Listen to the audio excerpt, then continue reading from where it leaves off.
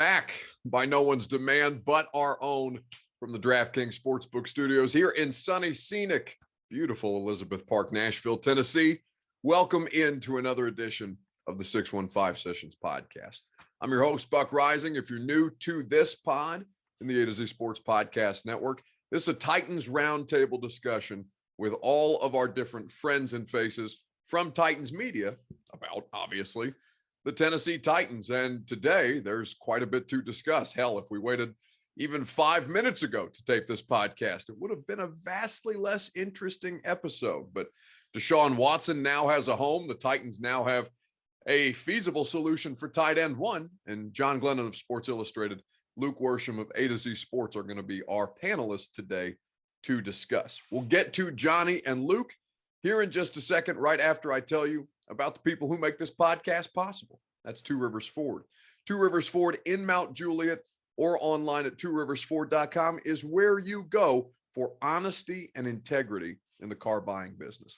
Their sales staff, they don't work on commission.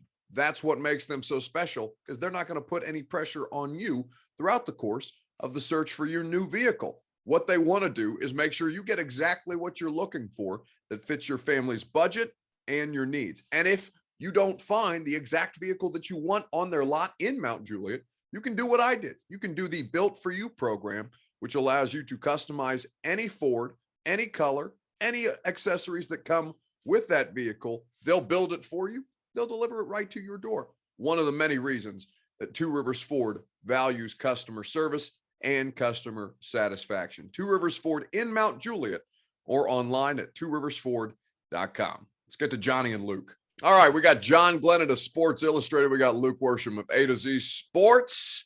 Podcast going to be a lot better than I thought it was today, which is an upset because I always think we do a good podcast, but you'll take what you can get. So you got Deshaun Watson going to the Browns boys. Juju Smith-Schuster is now a Kansas City Chief, and the Titans have tight end one, I guess, question mark. Johnny, what do we feel about the last flurry of moves, literally over maybe, 10 minutes?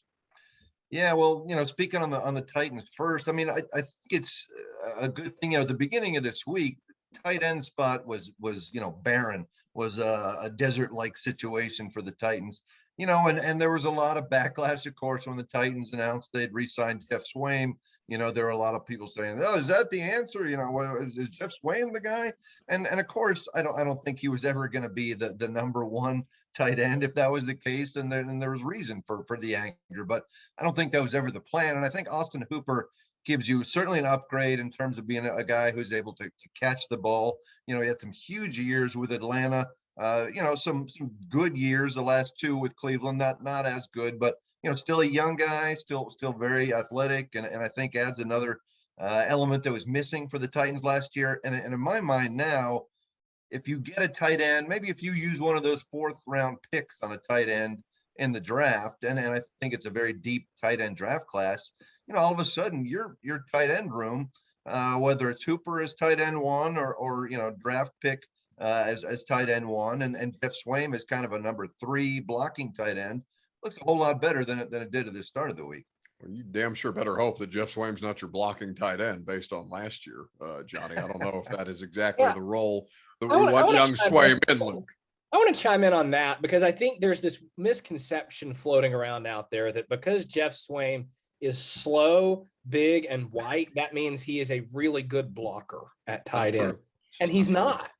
I've seen several it's not that I'm breaking down the run game film, but I see several cut-ups that get thrown around on Twitter of negative Derrick Henry and Deontay Foreman runs where you just see this guy on his back on the ground. It's fair. Yeah, I think you're fair to say that. It's not as if he is an exceptional run blocker. And last year there were times when he was less than average. I would agree with you, but I think he at least has that capability. And let's face it, there's not a ton of tight ends out there in the game these days that are really good blockers. And if you're the Titans, you need a guy who at least has the potential and has shown at times he can be a good run blocker. So, I think from that standpoint, he was worth bringing back. Well, and the biggest thing for the Titans in tight end was versatility, because what they couldn't have again is, I remember watching the 49ers game and probably turning to you, Buck, in the press box, because you've got the Titans out there It's first down, and they've got Ferkser, Julio, A.J. Brown, and Chester Rogers. And then here comes second down, and everybody leaves, and here comes Westbrook-Akina, Racey McMath, and Jeff Swaim. And you're like, gee, I wonder what the play call is going to be here. And it's like, if I can figure that out, then sure as heck the defensive coordinator on the other sideline can. So, they weren't going to find Jonnu Smith in free agency or someone like George Kittle. Hey, I bet the Pats would sell you that guy back real cheap, though. I don't know that that's going all that well. Anyway, go ahead. Yeah. But you had to get someone who can do more than just one thing, even if those multiple things are done at average levels. Well, this has always kind of been the thing with their offense, though, right? I mean, we know what they want to do. Everybody knows what they want to do. Jesse Bates knew what they wanted to do. All of the Bengals defensive players knew what they wanted to do, and that's never really stopped them before. But even as something like a larger picture, like Derrick Henry, like we know what's going to happen almost 90% of the time when Derrick Henry's in the game. So as long as that's a focal point of your offense, Johnny, I don't know how much misdirection you're necessarily going to have. Right. And that's kind of what I sort of was asking a little bit at the end of the season, sort of to Mike Vrabel, looking ahead, the Titans over the last couple of years have certainly been an outlier in terms of running versus passing. We all know that. And it's because they have such a tremendous running back. But does that change just a little bit, now as Derrick Henry, comes off an injury? He's not getting any younger, certainly. And the fact that you bring in a passing game, coordinator, if you will, do things start to change a little bit and become a little less predictable than they had before? Because, I think we saw last year, really for the first time, that teams could, to a more extent, stop Derrick Henry, even before the injury, obviously, that, as Luke was saying before, it was always a case of, okay, Derrick Henry is coming, go ahead, try to stop him. And generally they couldn't. Last year, to a better extent, despite those early numbers, I think they were figuring things out and were able to stop Derrick Henry. So I think this is the year that you have to get a little bit more versatile. You add the new passing game coordinator, analyst, however you want to phrase it. You're going to add Austin Hooper, who can catch some passes. And I have to think first round pick, or at the very least a third round pick, is a wide receiver as well. I would think first round, in my opinion. And all of a sudden you've got a little bit, a few more options than you did last year. Yeah, provided they even stick at 26. It's the whole reminder. I think the radio station tried to send me to Vegas with 3HL, and I'm not going out there. He's probably not going to pick 26. You guys are out of your mind. I mean, they obviously still have needs, right? Offensive line, wide receiver. Let's just stick with the local team before we span out to a little bit of what's happening in this AFC arms race, where I guess Bills media is currently doing a press conference with general manager Brandon Beane, and he's asking for realignment based on the latest moves at this point. But what they have done so far, I think Hooper is a Band-Aid that's going to calm a lot of people down. And maybe there's nothing needs to be done to calm people down. Like, I think their body of work is reason enough to give them benefit of the doubt, even if something like, Julio Jones getting cut this week, Luke, is something that is going to be a black mark on their resume from the historic, for all the wrong reasons, Pinewood Kitchen. I still refuse to believe that was the right choice. I think there's been some to cut him. Correct. Yeah. And we've talked about it. And I just look, I'm not saying Julio was great last year, nor do I think he was going to be great this year. I just think that having Julio for 10 games, because that's what they had last year, 10 out of 17 in the regular season, 11 out of 18 if you count the playoff game. 11 games of Julio Jones is better than $9 million of post-June first cut relief. I really believe that. And if this $9 million were going to give them some flexibility to go out right now and sign a receiver or trade for a receiver, then sure, let's do it. I'm all about it. But the post-June first money, and I've heard the arguments about, well, it gives them flexibility to get another Kenny Vaccaro if someone gets hurt. Well, that hadn't happened in 4 years. So let's pump the brakes on that being some vastly necessary thing. Johnny, can you tell that he's been doing a little more work on the A to Z Sports Morning Show? He's getting a little takey, isn't he? He is scorching. I like it. Yeah, I would disagree. I thought the Julio Jones release was a good move. I just frankly, again, last year when you were thinking about making the Julio Jones move, you could look at his last year in Atlanta and say that's the fluke. The injuries he had last year, that's a 1-year fluke. Basically, we've got a really healthy guy over the majority of his career, and it's it's reasonable to believe that he will bounce back. Now you're looking at a 33-year-old guy who's had 2 of these years in a row. And when you look back even at the year before in Atlanta, he wasn't really practicing much. He was still producing, but the fact is he's going downhill. And I think, to me, I don't think that was going to turn around based on what we've seen over the last 2 years. And I think as I wrote, I think you can get younger, you can get more productive, and certainly spend less money at that wide receiver position.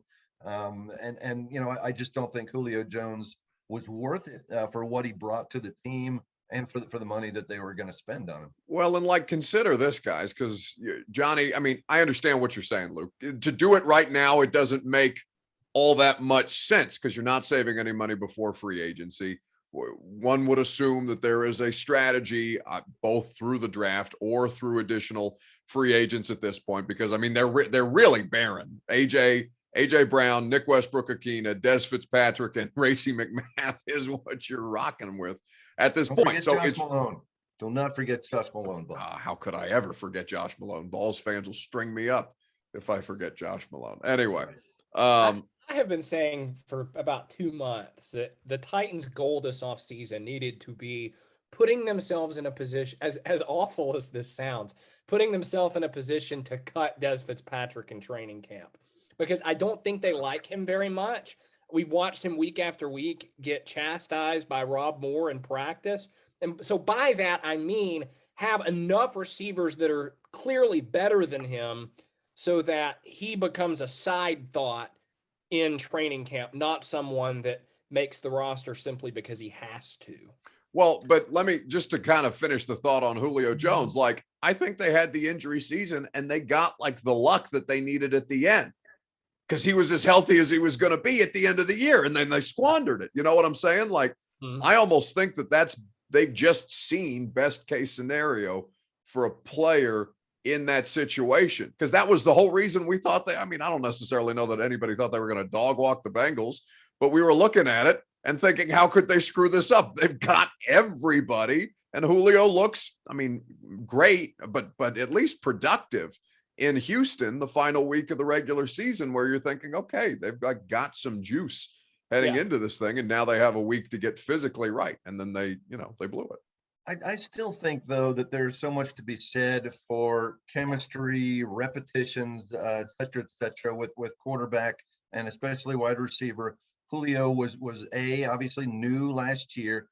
And the injury stuff, as we all know, started right away, started in training camp when he missed a huge chunk of training camp and really couldn't get off on the right foot, with Ryan Tannehill. And I just don't think that ever clicked. Every time you thought that Julio Jones, okay, he's back. No, he's hurt. He's out for another game. He can't practice for 2 weeks, et cetera, et cetera.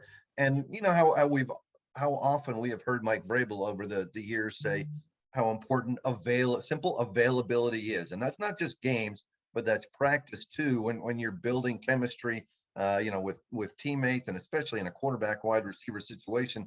And I just don't think we ever really saw that with Julio Jones, even though he was technically as healthy probably as he had been all year. There was just not the click there. You needed more time together. And I just don't see that happening, or I didn't see that happening going forward based on Julio's track record of health over the last 2 years. And you see the opposite, right, Luke, when AJ Brown comes back from injury against the San Francisco 49ers, and we're asking them questions the week leading up about, how nice will it be to get AJ back? And they're just sloughing it off like, oh yeah, we got exactly.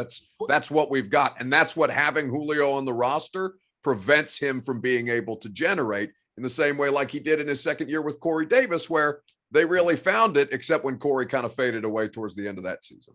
quick quote contrast. That what you're talking about there, Tannehill getting asked the week before that 49ers game, he said, we've got banked reps that go way back. It's going to be easy. Mike Vrabel, one of the best answers I got from him all season was I asked him about what Johnny was just talking about. Luke is hot today. Luke is firing. I'm telling you, he's got reps now, baby. This is a broadcast professional, Johnny. He's growing up in front of us. I asked him about chemistry between Tannehill and Julio Jones, and doesn't him not being out there all this time take a toll on that? And he paused and he goes, well, Ryan can only throw to the people that are out there. Yeah, right.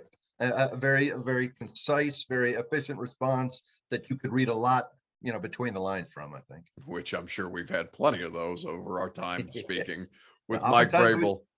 Oftentimes we don't have to read between the lines, but yeah, certainly. Only to find the middle finger between the lines, Johnny. That's the only thing that you're looking for in those particular situations. Tell us more about Zach Cunningham. I was just thinking about that. Who, by the way, restructured, so they got a little money to play with. Even though Austin Hooper will now take a chunk of, I think it was just over $8 million that they had available to them after the release of Jackrabbit Jenkins earlier this week. So this is a team that's starting to take shape, but the rest of the AFC has gone batshit crazy because now not only Deshaun Watson is staying in the AFC, he's going to be quarterbacking the Cleveland Browns. He just got a $12 million raise after almost a year to the date. We're 2 years removed from the first one of these or 2 days removed from the first one of these civil cases popping up for Watson a year ago. And now he gets a fat raise with the Cleveland Browns, who have just traded a bunch of picks for his services. We've talked about the Chargers and all the money they have to spend around Justin Herbert, who's playing for $7 million this year. Khalil Mack is coming over from the NFC. You've got J.C. Jackson, who's now going to be the Jalen Ramsey in Brandon Staley's defense, as he was for the Los Angeles Rams a couple of years ago. Devontae Adams is going to play in Las Vegas after Aaron Rodgers spent, 3 months dragging him around, waiting to see if he was going to come back. Like, what do we make of where the Titans stand in this conference right now, Luke? Because I don't know. This is looking pretty tough. I'm going to sound takey again here. Shocking. I don't think Tannehill is someone who puts them in a very good spot with all of this. Yeah. Look, Ryan Tannehill's been great in the regular season, 30-13, and you can go back and forth on all day on, is there something in the DNA that makes him not win playoff games? The moment's too big, whatever, But do you see Ryan Tannehill winning 3 straight games, assuming they don't get the number 1 seed, which, they very well might, but winning 3 straight games against Deshaun Watson, Justin Herbert, Josh Allen, Patrick Mahomes? Like, Tannehill has not proven that at that time of year when it really, really matters, he can deliver. 0-3 in playoff games when Derrick Henry doesn't explode with like 150, 160 rushing yards. I think that's certainly fair. There's no doubt about that. But on the other hand, I think that the Titans at least have to hope that it doesn't have to be Ryan Tannehill versus Deshaun Watson, Ryan Tannehill versus Justin Herbert, Patrick Mahomes. There have to be more factors than that just involved. And I think that's why it was so important that they got the defensive play that they did this year, and that they're basically bringing back the entire defense from last year, which should be even better with Bud Dupree coming back, a year later from the ACL. So to me, I think people can say what they will about Ryan Tannehill. And as you point out, the track record is certainly there, but nothing's going to happen about that this year. He's not going to be traded. He's not going to be cut. You're stuck this year. It's Ryan Tannehill. And it's going to be a challenge. But, speaking of the different players around the league too, I just found it fascinating what Cleveland must have been like, during this past week. Because certainly they made that pitch for Watson initially, and he basically said, no, thanks. Yeah. And then it was kind of like a whoops. Oh, did we forget to tell you, Baker Mayfield, that we were going after Deshaun Watson? We're not going to get him. So how about you being the guy? And then all of a sudden it turns back again. and now it's Deshaun Watson is going to be the guy. So no, you left out the best part with it, which is emo Baker Mayfield on social media. Yes, reading exactly. me his teenage angst, and I can almost hear the Avril Lavigne playing in the background as he types out that note on his notes app. I mean, this shit, like I cannot imagine what I know that we are in a more evolved version of the NFL where there is a mental health and feelings component that is factored in, but I cannot imagine a bunch of grown ass men looking at that dude, putting that out there before anything had even happened and being like, what are you talking about? Just shut up. Just shut up. Right. Exactly. And it makes you, it certainly gives credence. I'm sure you probably saw a little Chris Mortensen clip, when he was talking about Cleveland's reaction to Baker Mayfield and how they probably wanted to move on. And what kind of the most memorable comment, I think, in that clip was that Cleveland wanted more of a, quote, adult at the position, which is a pretty harsh statement. But then, as you say, when you start to see some of these social media situations and some of what Baker Mayfield has done over the years, you realize that Cleveland is pretty much on track in that regard. So, but yeah, you're right about this arms race in particular. I was just another team. I was just looking at Kansas City now that they've got Smith-Schuster. In addition to Tyreek Hill, Mecole Hardman, Josh Gordon, Travis Kelce. I mean, the weapons are crazy, and I think especially in the AFC West. And of course, as we all know, what team is lucky enough to play the AFC West this year in the rotation? The Titans. The one that just gave one of their defensive pieces $52.5 million guaranteed to try and help combat that AFC West. Yes. Luckily for the Titans, they do still get to play the AFC South twice. Amen, brother. And the NFC East. So. Which is great, because the conversation we just had about what are they going to do in the playoffs, we at least know that there's a high probability of them getting there. Because the Texans are obviously in shambles. No, Luke, because the second best quarterback in the division is Trevor Lawrence. That's why they have that. Are you sure about that? Well, until Baker ends up on the Colts. I was going to say Davis Mills had a vastly better rookie season than Trevor Lawrence did. He looked better. He looked better against the Titans the second time around than Trevor did. That's for damn sure. I'm not saying he's a better quarterback. He had the vastly better rookie season. And then, the Colts, I'm actually highly disappointed because before this Baker stuff, and now there's reports that the Colts are, it was looking more and more like we would get Marcus Mariota versus the Titans twice a year, which I know would have just thrilled you to death, Buck. That would have been storylines for months. There's no doubt about that. That's what I'm saying. Listen, it may cause me great personal angst to have to write that many Marcus Mariota pieces and talk that many times about Marcus Mariota, but boys, I'll take those clicks. I'll take them. I miss talking about Marcus Mariota. It was the gift that kept on giving. Shit, I didn't have a sports talk radio show. I'm dying for those kind of phone calls again. I need to live the height of that. I don't have enough to do. But in this whole trade too, as impressive as it is to see Cleveland, land Deshaun Watson, the Texans wind up with a pretty nice little package there also for a team that was obviously never going to have Deshaun Watson play for them again. The whole world knew they had to get rid of Deshaun Watson. And still, they end up getting 3 first-round picks, a third in 2023 and a fourth in 2024. So obviously that's not going to, help out in the immediate future. You can't roll those draft picks out on 2022 opening day, except for one of them. But again, that I think that speaks well for what the Texans are going to have down the line here just a bit. Yeah, that's a big deal for them because throughout the whole legal stuff with Watson, it looked like the compensation was going to be significantly less than we thought.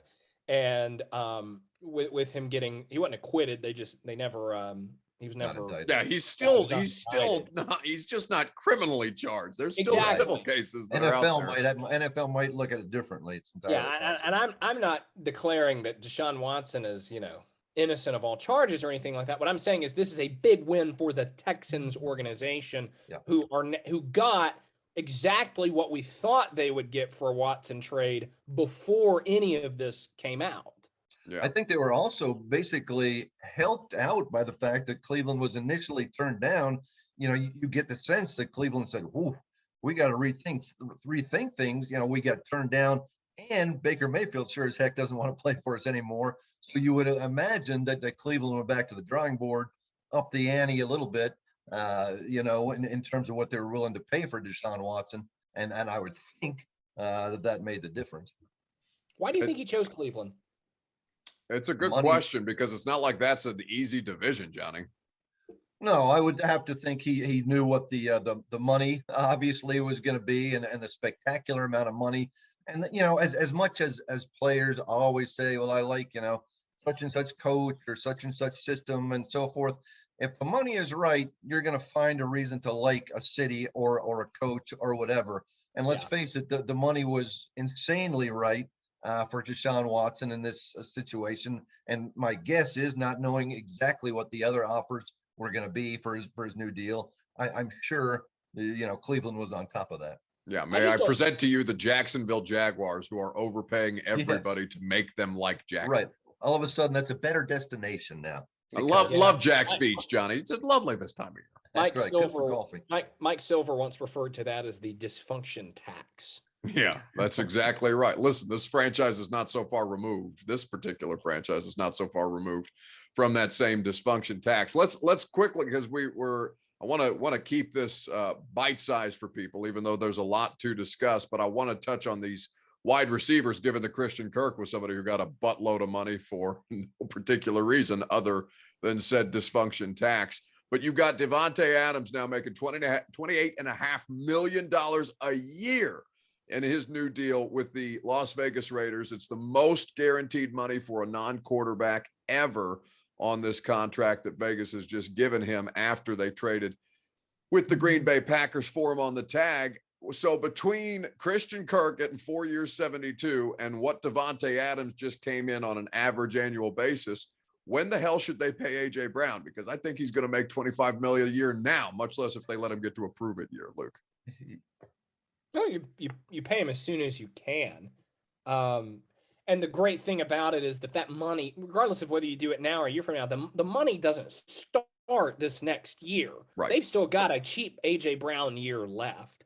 And so what's going to happen is, over the next 2 years, you rid yourself of the Julio Jones deal, because there's some of it that comes back in 2023.